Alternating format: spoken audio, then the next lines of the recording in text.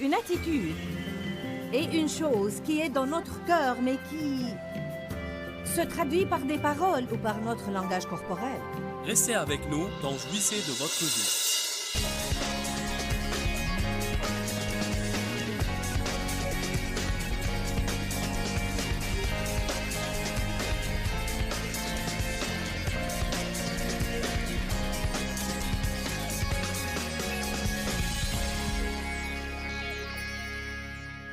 Ce matin, je vais enseigner sur les attitudes.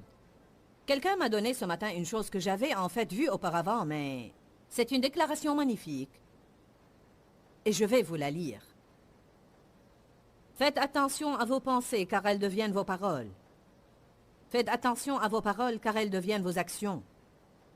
Faites attention à vos actions, car elles deviennent vos habitudes. Faites attention à vos habitudes, car elles deviennent votre caractère. Faites attention à votre caractère, car il devient votre destinée. J'ai dit dans la soirée d'ouverture que nos paroles déterminent comment va être notre vie. Nos pensées, plutôt, déterminent comment va être notre vie. Si nous sommes incapables de penser et de parler en accord avec le projet de Dieu, nous finirons par avoir ce que l'ennemi veut pour nous, c'est-à-dire la destruction. Matthieu 12 dit « De l'abondance du cœur, la bouche parle ». Romains 4, 17 dit « Nous servons un Dieu qui appelle les choses, un Dieu qui donne la vie aux morts et appelle les choses qui ne sont point comme si elles existaient déjà. » En d'autres termes, Dieu reconnaît la force des paroles et il parle aux choses qui ne sont point comme si elles étaient. Ce matin, je me suis levée et j'ai parlé. J'ai déclaré certaines choses exprès. Je me suis allongée un moment sur mon lit et j'ai pensé à certaines choses exprès. Nous avons parlé de se faire une façon de penser, de rester au lit un moment le matin et de déterminer nos pensées. Une des choses que j'ai pensé et même marmotté à voix basse était « Dieu, j'aimerais que tout marche comme je veux aujourd'hui, mais ça peut ne pas être le cas. Si ce n'est pas le cas, je ferai tout ce que tu veux que je fasse, même si je dois souffrir pour le faire. Je me suis déterminée à endurer tout ce que je dois endurer pour accomplir la volonté de Dieu aujourd'hui. J'ai dit des choses ce matin comme « Je réussis dans tout ce que j'entreprends, je suis la tête et non la queue, en haut et jamais en bas. Je prête à beaucoup de nations et je n'emprunterai point, je trouve grâce partout où je vais aujourd'hui. » Vous devez dire des choses dans votre vie qui soient positives. Ne parlez pas de peur, mais parlez de foi. Nos pensées affectent nos paroles, nos pensées affectent nos humeurs, nos pensées affectent nos attitudes. Je vais vous parler ce matin de plusieurs attitudes qui, je crois, être des positions de force dans notre vie, parce qu'une attitude est vraiment une position que nous prenons. En fait, j'ai cherché la définition du mot attitude et elle dit « façon de tenir son corps ou position prise ». En d'autres termes, si celui qui s'occupe de moi à l'épicerie ne va pas assez vite, je peux... Bien que je n'ai pas ouvert la bouche, mon langage corporel dit « tu y es en train de m'irriter ». Donc une attitude est une chose qui est dans notre cœur, mais qui se traduit par des paroles ou par notre langage corporel. C'est une position mentale concernant une circonstance ou un fait. Un état de préparation pour réagir d'une manière spécifique. Nous pouvons avoir de bonnes attitudes et de mauvaises attitudes, c'est à nous de choisir. Nos pensées sont les matières premières de nos attitudes. Les bonnes attitudes sont alimentées par les bonnes pensées, les mauvaises attitudes sont alimentées par les mauvaises pensées. Notre attitude détermine notre altitude. Notre attitude détermine la qualité de notre avenir. J'ai été victime de violences sexuelles et pour un moment, j'en voulais à tout le monde. J'avais une attitude haineuse, hostile, j'accusais tout le monde, je m'apitoyais sur moi-même et je n'allais nulle part. Lorsque j'ai décidé, d'après la parole de Dieu, lorsque j'ai décidé de changer mon attitude et d'avoir une attitude selon Dieu envers une situation impie, à ce moment-là, les choses ont changé dans ma vie. Vous ne pouvez pas juste attendre qu'une bonne attitude se produise, vous devez décider quel genre d'attitude vous allez adopter. Je prie que cela n'arrive à personne, mais si vous sortez d'ici pour aller chercher votre voiture et elle a un pneu crevé, vous devrez décider quel genre d'attitude vous allez adopter. Là et à ce moment, vous devrez prendre une décision. Soit vous dites, c'est incroyable, je suis venu à ce séminaire tout le week-end et maintenant regardez ce qui m'arrive. Eh bien, où est Dieu dans ma vie maintenant?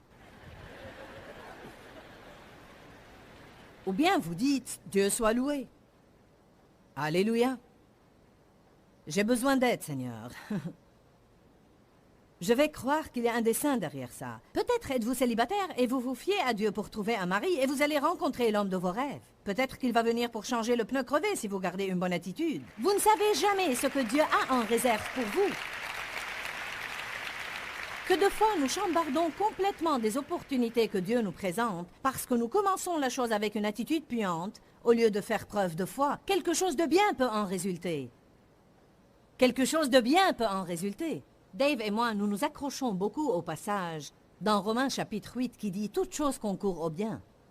Même parfois, lorsque nous avons des conflits avec les gens, nous essayons de nous rappeler que parfois le conflit dans une relation est finalement ce qui rend cette relation meilleure. Nous n'aimons pas le conflit, nous voulons le changement. Mais parfois, pour avoir le changement, vous devez affronter les problèmes là où ils se trouvent. Et normalement, lorsqu'il y a un affrontement, les deux parties ont besoin d'un peu de temps pour aller au-delà de la partie charnelle et entrer dans la partie où elles sont prêtes à écouter Dieu. Dans chaque trouble dans votre vie, je vous encourage à garder une bonne attitude et de dire tout simplement « Je crois que ça va concourir à mon bien. Satan médite de me faire du mal, mais Dieu va le transformer en bien. Je crois que finalement ça va aboutir au bien. » Dites tous à haute voix « Mon attitude est mon choix. » J'ai 10 attitudes dont je vais vous parler ce matin. Je ne sais pas combien je vais élaborer à leur propos. Je vais au moins vous les mentionner. Je n'arriverai probablement pas à faire un enseignement sur les 10. Mais même 10 n'est qu'un échantillon de toutes les différentes attitudes que nous adoptons dans notre vie. Mais les 10 en sont quelques-unes que je pense être importantes. Voilà une attitude qui va entraver le progrès dans votre vie. Et comme nous voulons le progrès, nous ne devons rien faire qui puisse l'entraver. Mon avenir est fondé sur mon passé et sur mon présent. C'est une mauvaise attitude. C'est une mauvaise attitude de regarder votre vie et dire « Eh bien, je pense que je vais avoir davantage de ce que j'ai toujours eu. J'ai eu un début triste, alors je pense que je vais avoir une fin triste. » Non, vous devez avoir une vision. Le peuple sans vision périt, dit la Bible. Peu importe ce qui est arrivé dans le passé et ce qui arrive maintenant, vous devez croire qu'une chose importante peut arriver dans votre avenir. Peut-être que vous connaissez ce passage, mais allez à Jérémie 29. Non, lisons Éphésiens 5 d'abord. Éphésiens 5:15. Soyez attentifs à votre façon de vivre. Vivez avec un but, dignement, avec circonspection, non comme les imprudents et les insensés, mais comme des sages, des gens raisonnables. Mettez à profit le temps présent, achetez chaque opportunité, car les jours sont mauvais. Le verset 17 est vraiment important. Ne soyez pas vagues, inconsidérés et insensés, mais comprenez et saisissez fermement la volonté de Dieu pour vous. Quelle est la volonté de Dieu pour vous? Ce n'est pas d'avoir une mauvaise vie. La volonté de Dieu pour vous n'est pas d'être malheureux, ni d'être pauvre ou misérable, ou d'avoir un corps rongé de faiblesse et de maladie. Dieu veut que nous ayons une bonne vie. Bien-aimé, par-dessus tout, je souhaite que tu prospères et sois en bonne santé comme prospère l'état de ton âme. La volonté de Dieu pour nous est de devenir des adultes et de mûrir spirituellement. Sa volonté est qu'on ait de bonnes relations. Beaucoup de ce que nous avons eu par le passé a été car l'ennemi s'est immiscé et a pénétré. Vous ne pouvez pas regarder votre passé et être désespéré et sentir que votre avenir va toujours être ce qu'a été votre passé. Malgré ce que vous avez enduré, ou malgré ce que peut-être vous endurez en ce moment, je veux vous encourager aujourd'hui à être positif à l'égard de votre avenir. Pensez-y positivement. Parlez-en positivement. Jérémie 29:11, lisons-le.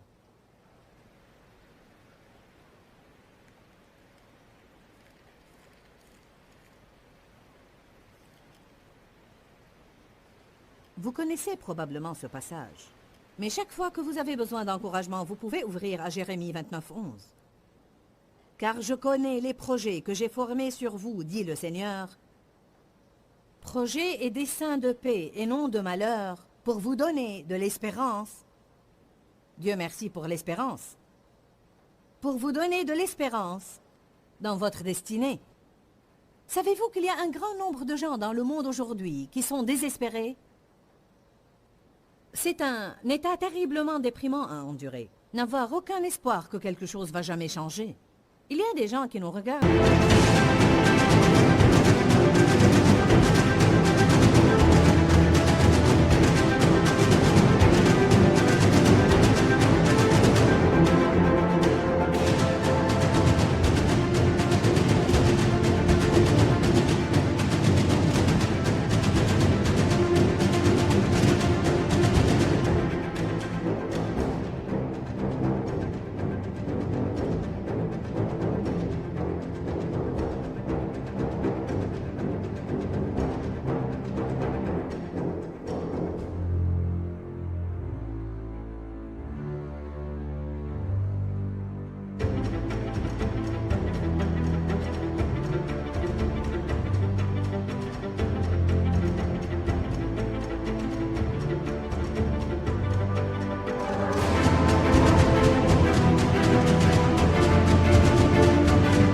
À la télé en ce moment et qui pensent peut-être qu'ils ont allumé la télé par hasard sur cette femme qui prêche et ils pensent « je ne sais pas si je veux la regarder ou non ». Eh bien peut-être que vous êtes désespéré et vous devez me regarder. Car je vais vous dire comment vous pouvez surmonter le désespoir. Je vous dis que Dieu a un bon projet pour votre vie. Je vais vous dire certaines des choses les plus heureuses que vous avez jamais entendues. Alors si j'étais à votre place, je resterais à l'écoute car vous devez écouter ce que j'ai à dire. Ne zappez pas vers un autre programme où vous ne voyez que des tueries et où vous voyez des relations adultères explicites. Vous ne devez pas zapper vers un autre programme où quelqu'un est ivre et utilise un langage grossier et use le nom du Seigneur en vain. Cela ne va pas vous rendre heureux ni bénir votre esprit. Je vais vous dire aujourd'hui que Dieu a un projet pour vous, Dieu a un plan pour vous. Et Dieu a un bon plan pour votre avenir et vous pouvez avoir de l'espoir. Vous n'êtes pas obligé de vivre déprimé ni de vivre malheureux. Vous n'êtes pas obligé d'avoir de mauvaises relations. Mais vous devez changer votre attitude.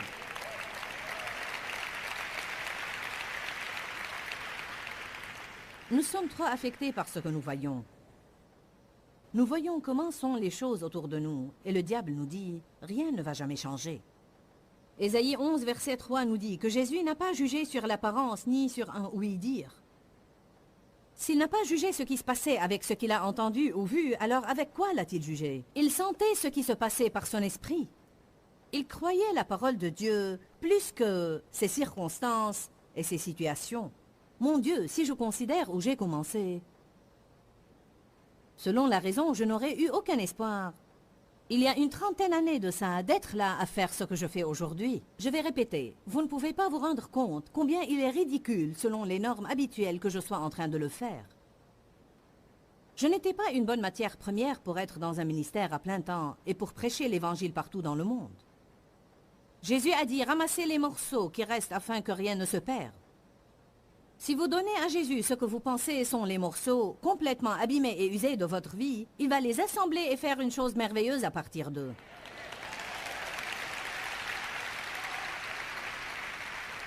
Dieu peut faire beaucoup à partir de peu, mais il peut faire plus à partir de rien. Il a créé tout ce que nous voyons à partir de rien. Dieu a commencé avec le néant et nous avons fini par voir le monde où nous vivons. Même si vous sentez que vous êtes un grand et gros zéro, un rien, donnez votre néant à Dieu. Nous essayons toujours de donner quelque chose à Dieu. Donnez-lui votre néant. N'essayez pas de lui donner ce que vous êtes. Donnez-lui ce que vous n'êtes pas. Je dis cela à Dieu parfois, car le diable essaie de nous dire ce que nous ne sommes pas. Est-ce que le diable vous dit ce que vous n'êtes pas? Vous n'êtes pas intelligent. Vous n'êtes pas beau. Vous n'êtes pas doué. Vous n'êtes pas talentueux. Vous n'êtes pas, vous n'êtes pas, vous n'êtes pas. Dites, merci de me l'avoir rappelé. Dieu, je te donne ce que je ne suis pas. Je te donne mon néant. Je te donne mon zéro aujourd'hui. Si vous donnez à Dieu tout ce que vous êtes et tout ce que vous n'êtes pas, alors il va vous donner à son tour tout ce qu'il a. Il ne s'agit pas de ce que vous pouvez faire, il s'agit de ce que Dieu peut faire à travers vous. Paul a dit que la puissance de Dieu s'accomplit et se révèle dans sa faiblesse. Laissez Dieu affluer à travers vos faiblesses. Dieu se sert des choses folles du monde pour confondre les sages. Allez à Genèse 13. Nous allons voir un homme qui a tout perdu Et Dieu lui a dit, après avoir tout perdu, « Regarde vers le nord, le sud, l'est et l'ouest, et dis-moi ce que tu vois. » Qu'est-ce que vous voyez dans votre vie ce matin? Certains ne voient pas grand-chose. Certains ont une attitude vague. Ils sont comme, je ne sais pas, j'attends pour voir ce que Dieu va faire. Eh bien, vous devez croire pour avoir. Vous devez accrocher votre foi à quelque chose. Je préférerais espérer pour beaucoup et en avoir la moitié. Je le dis toujours, plutôt que d'espérer pour peu et l'avoir en totalité. Amen. J'espère au progrès. J'espère en de nouvelles opportunités. J'espère en des idées créatives. Le diable veut que vous espériez en rien pour qu'il ne vous donne absolument rien. Le premier passage que nous avons lu dit « Ne soyez pas vagues ». Je crois que trop de gens sont vagues. Ils n'ont pas une vraie idée définie dans leur esprit d'une chose qu'ils veulent que Dieu fasse vraiment pour eux. Genèse 13, 14. Je vais vous donner un petit contexte de cette histoire. Abraham avait vraiment béni son neveu Lot. Il lui avait donné des troupeaux et des terrains. Et les biens des deux étaient si considérables que la contrée sur laquelle ils vivaient ensemble était insuffisante pour nourrir tous leurs troupeaux. Et il y eut une querelle entre leurs bergers, sur lequel des deux troupeaux allait brouter l'herbe. Le même genre d'histoire pour lequel les gens se querellent aujourd'hui. Ils n'étaient pas différents de nous, mais ils avaient vécu dans une époque différente. Abraham, étant un homme très sage et conscient des dangers et des conflits, est allé vers Lot et lui a dit « Écoute-moi, qu'il n'y ait point de dispute entre nous. » Alors, choisis la partie que tu veux de la plaine du Jourdain et je prendrai ce qui reste. Voyez, il n'était pas obligé de faire ça car, en fait, il était le patron. Et il aurait pu dire, je vais prendre la bonne partie et toi ce qui reste. Car si ce n'était pas grâce à moi, tu n'aurais rien eu. Mais voyez, il n'avait pas cette mauvaise, attitude. Il a décidé d'avoir une attitude généreuse. Il a décidé d'avoir une attitude qui donne, car apparemment Abraham croyait que nous ne pouvons pas être plus généreux que Dieu. Et apparemment Abraham croyait que si vous êtes bon envers les autres, vous n'allez jamais être perdant. Lot a choisi la meilleure partie de la plaine du Jourdain, et les parties qui restaient à Abraham n'étaient pas vraiment fameuses. Puis Dieu l'a amené au sommet d'une montagne. Chapitre 13, verset 14. Le Seigneur dit à Abraham après que Lot se fut séparé de lui, « Lève les yeux et regarde du lieu où tu es. » Je vais m'arrêter là et faire une remarque à ce propos. Il a dit, « Regarde du lieu où tu es » et non pas, il n'a pas dit, « Regarde le lieu où tu es ». Il a dit, « Regarde au-delà du lieu où tu es ». Certains d'entre vous regardent le lieu où ils sont. Tout ce dont vous parlez est le lieu où vous êtes et vous devez regarder au-delà du lieu où vous êtes. Parce que Dieu veut que nous fassions du progrès. Nous sommes des gens destinés à faire du progrès et nous n'allons jamais être heureux et satisfaits sans progrès. Regarde du lieu où tu es, le nord, le sud, l'est et l'ouest. Le verset 15 le dit clairement, « Car tout le pays que tu vois, je te le donnerai à toi et à ta postérité pour toujours. » Vous devriez y penser et y méditer exprès. Vous devriez chercher quelque chose à boire et vous asseoir quelque part cet après-midi. Cherchez un bon soda ou du thé glacé ou tout ce que vous aimez. Et allez vous asseoir quelque part pour rêver un petit peu. D'accord, Dieu, qu'est-ce que je voudrais voir arriver dans ma vie? Écrivez quelque chose. Dans Habacuc, Dieu dit, écris la prophétie et écris-la si clairement que tous ceux qui passent puissent la voir. Mettez quelque chose sur papier. Ayez un journal. Écrivez quelque chose que vous voulez que Dieu fasse dans votre vie. Ayez un plan, ayez un but. Ne soyez pas vague et sans but. Eh bien, j'attends pour voir ce que Dieu va faire. Lui, avez-vous dit ce que vous voulez avoir? Il se peut que votre but soit de nettoyer votre maison et de vous acquitter de vos dettes. Il n'est pas dit que ça doit être une grande chose spirituelle que vous espérez avoir. Peut-être vous n'avez pas la vision de sillonner le monde pour prêcher l'évangile. Je ne parle pas seulement des visions spirituelles. Ayez un but, ayez un rêve. Ayez quelque part où vous voulez arriver et quelque chose que vous voulez faire dans la vie. Est-ce que quelqu'un peut crier Amen ce matin? Romains 4,18 dit que toute raison humaine pour l'espoir ayant été épuisée, Abraham a continué à espérer dans la foi. J'aime ce genre de gens qui, quelle que soit leur mauvaise situation, vous ne pouvez absolument pas leur enlever l'espoir. Je crois que l'espoir est puissant et je pense que beaucoup de gens essayent d'avoir la foi sans même avoir l'espoir. Je crois que certaines personnes désespérées essayent de croire Dieu. Qu'arrive-t-il si vous êtes désespéré? Vous êtes négatif? Vos pensées sont négatives. Vos paroles sont négatives. J'espère et je prie aujourd'hui que vous avez appris ce qu'est une attitude et que c'est à vous de choisir d'avoir une bonne ou une mauvaise attitude. Notre attitude détermine notre altitude. En d'autres termes, elle détermine si nous pouvons aller haut ou loin dans la vie. Nous avons parlé de toutes sortes de mauvaises attitudes, mais c'est à nous de choisir de remplacer ces mauvaises attitudes par une bonne attitude. Je vous encourage à prendre une décision. Par la grâce et la miséricorde de Dieu, je ne veux plus regarder la situation de cette façon. C'est à vous de décider de croire que toute chose concourt au bien de ceux qui aiment Dieu et qui sont appelés selon son dessein.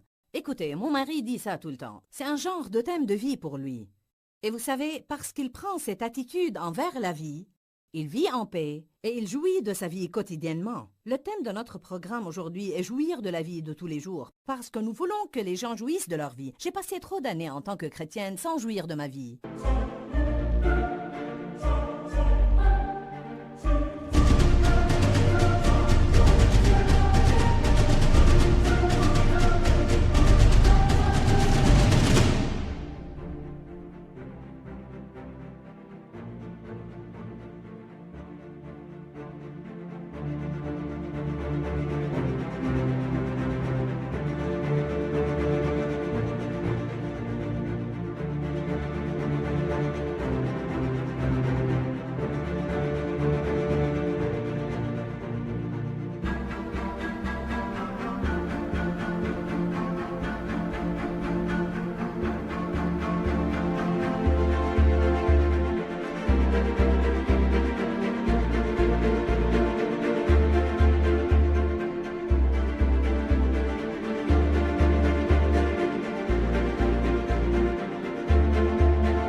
Et je vais vous dire quoi? Ce n'est absolument pas la volonté de Dieu pour nous. Il veut que nous jouissions de notre vie. Jouir de notre vie veut dire que nous devons apprendre à avoir une bonne attitude lorsque des choses que nous n'aimons pas se passent. Car si nous pensons que nous pouvons être heureux seulement quand tout nous est favorable, alors devinez quoi? Nous n'allons jamais finir par avoir beaucoup de joie. La Bible dit que la force de la vie et de la mort est dans la langue. En fait, la Bible parle beaucoup des paroles, de la puissance des paroles, de la bouche et comment nous devons être responsables de nos paroles. Je veux vous encourager à apprendre plus sur la force des paroles et ce qui sort de votre bouche, car vous pouvez toujours prédire votre avenir. Je crois que si vous dites de mauvaises choses, vous allez avoir de mauvaises choses dans l'avenir. Mais si vous apprenez maintenant, peut-être même au beau milieu d'une chose qui se passe et que vous n'aimez pas, comment dire de bonnes choses, je crois que cela va affecter votre avenir d'une façon positive. La Bible dit d'appeler les choses qui ne sont point comme si elles étaient. Je dis aux gens tout le temps, n'appelez pas les choses qui sont comme si elles allaient être là pour toujours, mais parlez positivement par votre bouche et parlez avec foi, et Dieu peut faire une chose merveilleuse dans votre avenir. Proclamez la parole, car il y a la vie dans la parole. Que Dieu vous bénisse abondamment.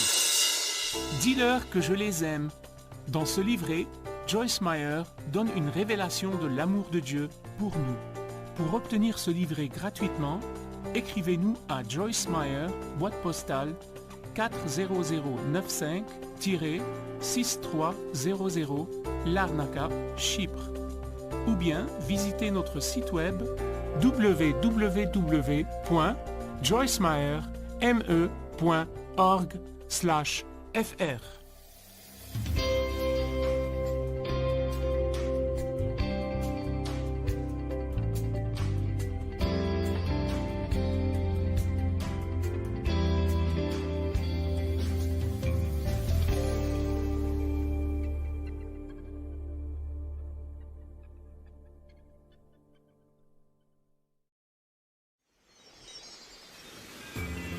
Dieu n'est pas glorifié par nos souffrances, mais il est glorifié par l'attitude que nous adoptons pendant nos souffrances.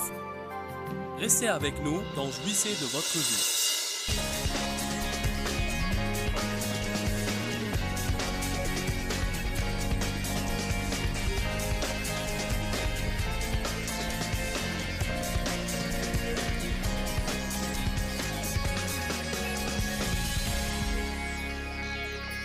Puis-je Puis-je vous dire une chose aujourd'hui? La percée miraculeuse ne vous donne pas la maturité spirituelle.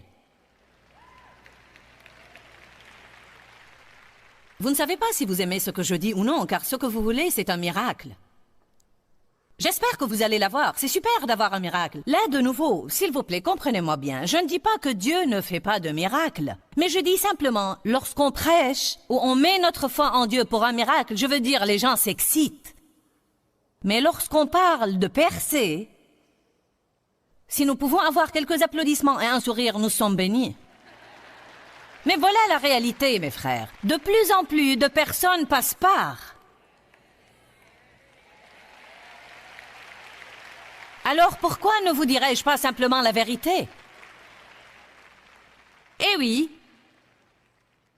il se peut que vous receviez une percée miraculeuse, si c'est la façon que Dieu choisit pour traiter avec vous. Je pense que c'est passionnant et je suis heureuse pour vous. Mais je vais vous donner une chose afin que vous puissiez traverser victorieusement.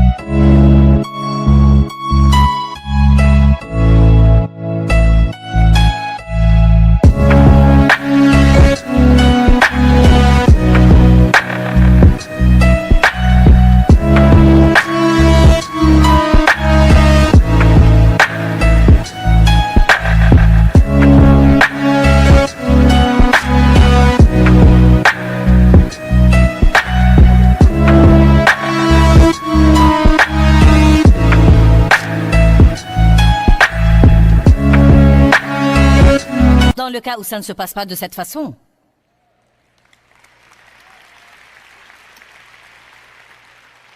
Alors il parle et prêche et dit « Je suis le pain de vie, mangez ma chair, buvez mon sang ».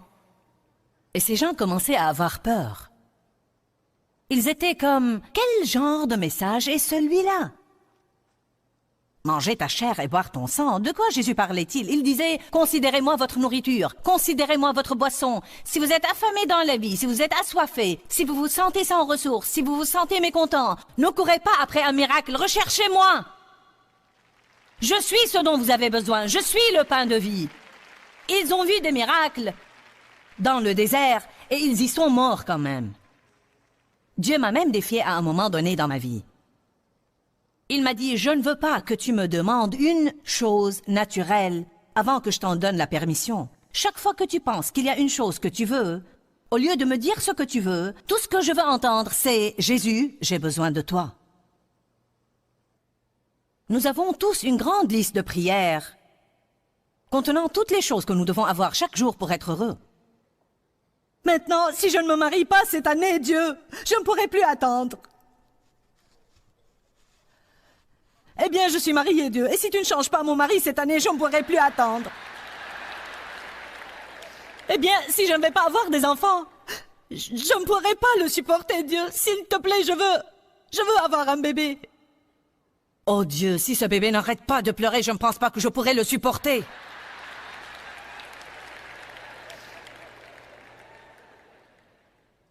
Dieu, je dois avoir une plus grande maison. S'il te plaît, Dieu, j'en ai assez de vivre dans ce semblant de boîte. Oh Dieu, comment peut-on s'attendre à ce que quelqu'un nettoie cette grande maison?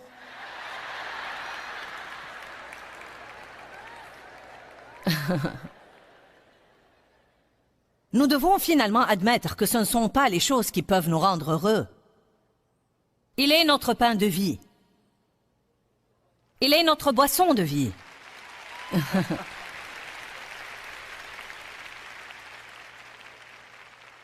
Il y avait un jour dans ma vie où j'ai pensé que si jamais mon ministère allait être aussi grand que ça, je ne voudrais ou je ne demanderais rien de plus toute ma vie. Maintenant, partout où je vais, j'ai le privilège de m'adresser à des milliers. Mais croyez-moi, les foules ne vous rendent pas heureux. Seul Jésus, seul Jésus est notre pain de vie et notre boisson de vie. D'accord, alors il leur avait prêché ce message. Et dans le verset 60, lorsque ses disciples ont entendu les choses qu'il disait, ils ont dit, c'est une chose extrêmement dure, difficile et étrange. C'est un message choquant et insupportable. Qui peut accepter d'écouter des choses pareilles? Maintenant, allez au verset 66. Après avoir entendu cela, plusieurs de ses disciples se retirèrent et retournèrent à leurs anciennes occupations et ne l'ont plus accompagné dès lors. Quelle est la récapitulation de Jean 6? Dans les versets 1 et 2, écoutez, ils suivaient Jésus tant qu'il y avait des miracles.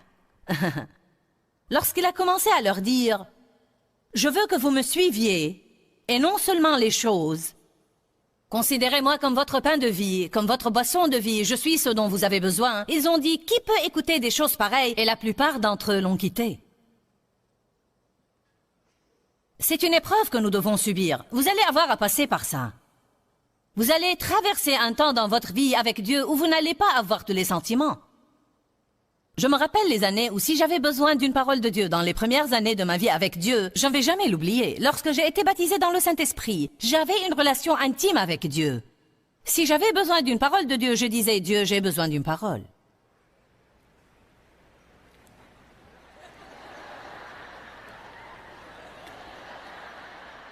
Et c'était vraiment glorieux.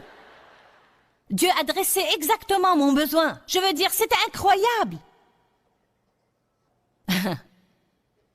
Ou bien j'utilisais ces boîtes à promesses. Ces petites boîtes de cartes avec toutes les promesses. Alors vous avez besoin d'une parole et vous... Ou vous consultez votre calendrier de passage biblique ou n'importe.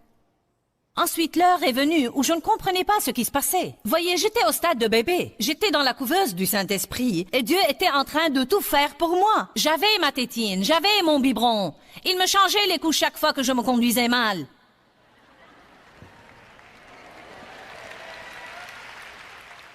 Ensuite, il était temps de grandir. J'avais besoin d'une parole de Dieu et...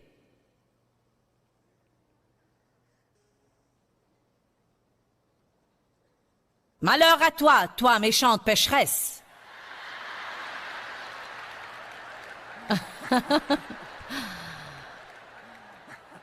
Oh, je réprime ça. Essayons de nouveau.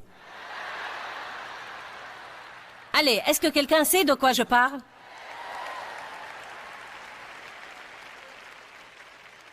Eh bien, Dieu, je ne comprends pas ce qui ne va pas. Je ne te sens plus dans ma vie à présent.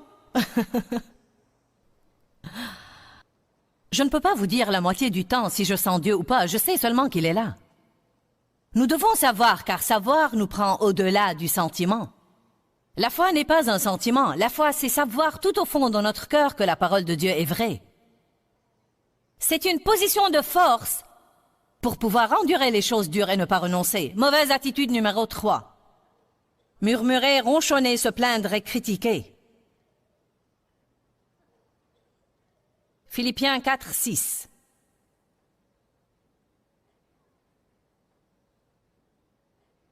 Ne vous inquiétez pas et n'ayez aucun souci. Mais en toutes circonstances et en toutes choses, par des prières et supplications, demandes précises, avec des actions de grâce, continuez à faire connaître vos besoins à Dieu. Allez à Philippiens 2, versets 14 et 15. Faites toutes choses sans murmure, ni critique, ni plainte contre Dieu, ni doute, ni question parmi vous, afin que vous apparaissiez irréprochables, des flambeaux qui brillent dans un monde de ténèbres. Il nous dit que nous ne devons pas nous plaindre. Les Israélites ont passé 40 ans à errer dans le désert pour faire un voyage de 11 jours. Un de leurs plus grands problèmes était les murmures. Ils ronchonnaient et se plaignaient et critiquaient Moïse tout le temps. Tout était la faute à quelqu'un d'autre. Rien ne les rendait heureux. D'abord, ils étaient excités à propos de la manne. Ensuite, ils en ont eu assez de la manne. Ils ne la voulaient plus. Nous en avons assez de cette manne. Si vous revenez et lisez leur histoire, vous verrez qu'ils ont murmuré et qu'ils ont ronchonné et qu'ils se sont plaints. Je ne vais pas vous parler de toutes ces situations, mais la Bible dit dans le Nouveau Testament, dans 1 Corinthiens, que nous devons regarder leur exemple. Ils ont murmuré et se sont plaints, et les serpents ont pénétré dans le camp et ont mordu le peuple, et 23 000 d'eux ont disparu en un jour à cause des plaintes. Je vais vous dire aujourd'hui que lorsque nous murmurons, nous ronchonnons et nous nous plaignons, nous ouvrons une porte au diable. Je ne pense pas que ce soit une petite chose qui ne veut rien dire. Je crois que nous ouvrons une porte au diable et nous fermons cette porte au diable en donnant des actions de grâce, en étant reconnaissants pour tout, reconnaissants pour l'eau chaude, reconnaissants pour l'eau courante, pour les personnes que nous avons dans notre vie, le travail que nous détestons et dont nous nous plaignons tout le temps. Il y a probablement quelqu'un qui aurait aimé avoir ce travail que vous détestez et à propos duquel vous murmurez tout le temps. Il y a probablement une personne solitaire qui n'a jamais eu quelqu'un dans sa vie, qui aurait aimé avoir la personne avec laquelle vous êtes marié, alors que vous ne semblez plus pouvoir voir les choses positives en elle. Oh oh. Oh oh. Ne me regardez pas comme ça parce que je prêche bien.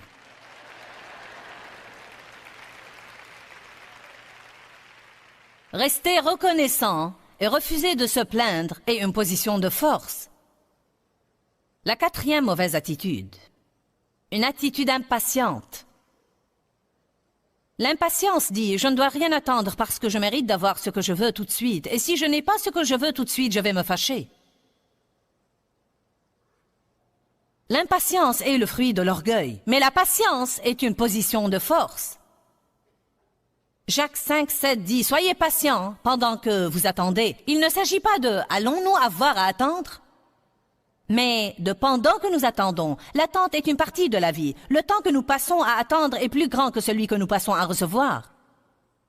Combien d'entre vous attendent quelque chose maintenant? Puis-je vous confier un secret? Dès que vous l'aurez, vous allez attendre quelque chose d'autre. Si vous n'êtes venu que pour entendre ça, ça en vaut la peine. C'est l'idée essentielle. Si vous ne savez pas comment attendre, et comment attendre avec une bonne attitude, vous allez être malheureux toute votre vie, car toute votre vie, vous allez attendre quelque chose. Amen. Nous sommes censés attendre et montrer le fruit de l'esprit. Nous sommes censés attendre avec une maîtrise de soi.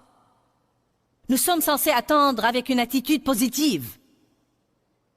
Nous sommes censés attendre et ne pas nous décourager. Nous sommes censés attendre et ne pas être jaloux des autres qui sont en train d'avoir ce qu'ils attendent.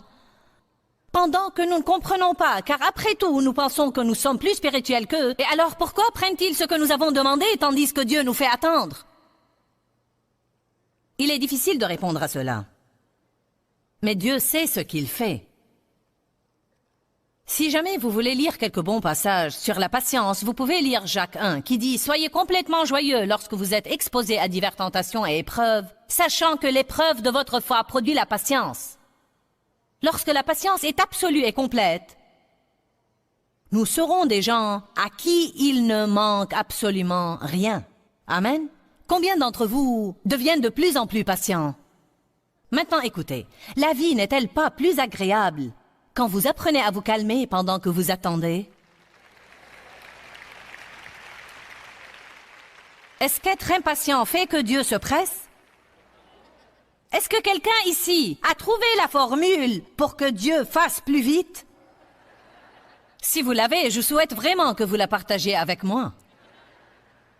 Dieu promet de ne jamais être en retard, mais je peux vous dire que d'habitude, il ne vient pas en avance. Pourquoi Dieu nous fait-il attendre jusqu'à l'heure de minuit? Quand Paul et Silas étaient en prison, pourquoi Dieu a-t-il attendu jusqu'à l'heure de minuit? Car durant les heures qui précèdent, il y avait une extension et une croissance qui prenaient lieu. Dieu n'est pas glorifié par nos souffrances, mais il est glorifié par l'attitude que nous adoptons pendant nos souffrances. Je vais le dire de nouveau. Dieu n'est pas glorifié par nos souffrances, mais il est glorifié par l'attitude que nous décidons d'adopter pendant nos souffrances. Certains doivent apprendre comment souffrir en silence. Nous n'avons pas à raconter à tout le monde 50 fois par jour ce que nous endurons. Nous avons juste besoin d'être silencieux et parfois de garder la chose entre nous et Dieu. Alléluia. Mauvaise attitude numéro 5. Trouver des excuses. Accuser les autres. Il se peut que ma conduite soit mauvaise, mais ce n'est pas de ma faute. Je sais que je ne devrais pas faire ça, mais je suis ronchon, mais j'ai eu une journée difficile au travail. Je sais que je me suis fâché, mais c'est de ta faute parce que tu m'as exaspéré. Je sais que je dois pardonner, mais c'est trop difficile. Je pense que je ne devrais pas faire ça, mais tous les autres le font, alors je pense que ça va. Je ne peux pas m'empêcher d'agir comme ça, j'ai été maltraité dans mon enfance. Je ne peux pas m'empêcher d'être de mauvaise humeur. Je suis irlandais ou anglais ou n'importe, et ça me donne le droit d'être comme ça. Allez, tout le monde dans ma famille était obèse, alors ce n'est pas de ma faute si je suis obèse. Nous devons arrêter de trouver des excuses. Nous ne nous rendons pas compte combien d'excuses nous...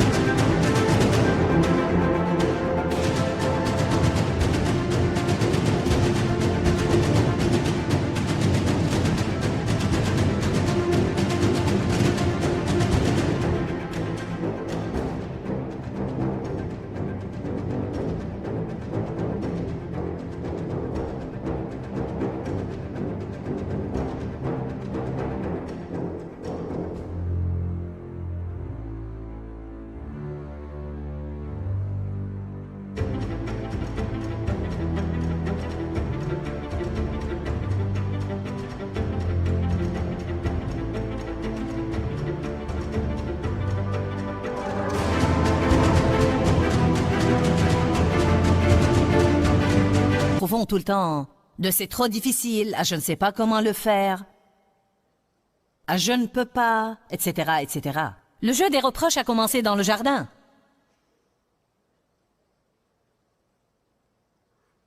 Adam a accusé Dieu, la femme que tu m'as donnée. Savez-vous quoi? Adam était le chef de la famille. Puisqu'il était là-bas, pourquoi n'a-t-il pas fait quelque chose? Pourquoi n'a-t-il rien dit? Je ne veux plus croire à ces mensonges.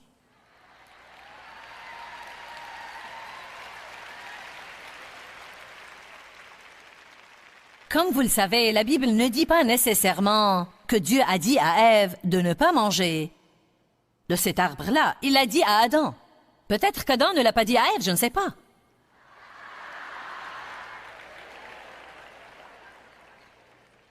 Je plaisante avec vous. Bien sûr, nous savons qu'Ève avait une responsabilité, mais j'essaye de faire remarquer que tout le monde veut accuser quelqu'un d'autre. N'est-ce pas absurde? Dieu, la femme que tu m'as donnée, elle a mangé, et puis elle me l'a donnée, elle me l'a fait faire.